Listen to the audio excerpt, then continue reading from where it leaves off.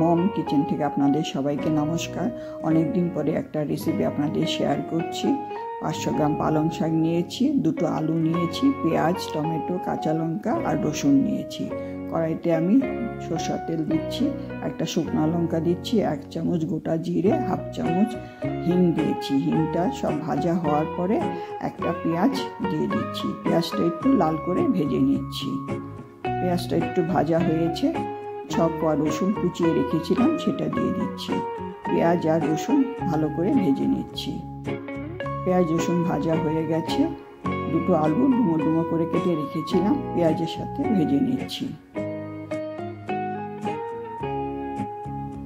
আলু ভাজা হয়ে গেছে, একটা টমেটো দিয়ে দিচ্ছি, 2টো কাঁচা লঙ্কা দিয়ে দিচ্ছি, 1/2 চামচ হলুদ দিয়ে দিচ্ছি, 1 চামচ ধনের গুঁড়ো দিয়ে দিচ্ছি, 1 চামচ কাশ্মীর লঙ্কার গুঁড়ো দিয়ে দিচ্ছি আর পরিমাণ মতো নুন দিয়ে মশলাটা ভেজে নিচ্ছি। টমেটোর থেকে যে জল বেরোবে সেই জলে মশলা ভাজা হয়ে যাবে। মশলাটা ভাজা হয়ে গেছে, এখন কুচিয়ে রাখা পালং শাক দিয়ে দিচ্ছি।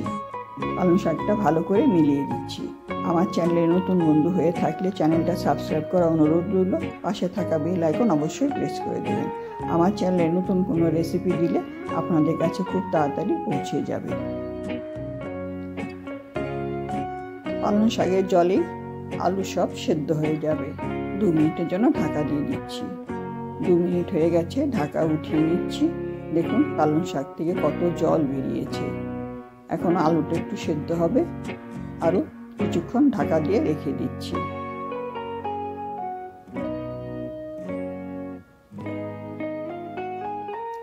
এখন ঢাকাটা উঠিয়ে নিচ্ছি। আলু সব সেদ্ধ হয়ে গেছে। 1/2 চামচ গরম মশলা দিয়ে দিচ্ছি। আপনারা এইভাবে পালং শাকের তরকারি বানিয়ে দেখবেন, খেতে খুবই ভালো লাগে।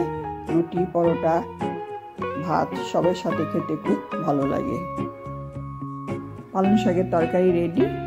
আমি এখানে 1 চামচ বাটার দিয়ে দিচ্ছি, দিয়ে গ্যাস বন্ধ করে 2 মিনিটের জন্য ঢাকা দিয়ে দিচ্ছি। তারপরে পরিবেশন করছি।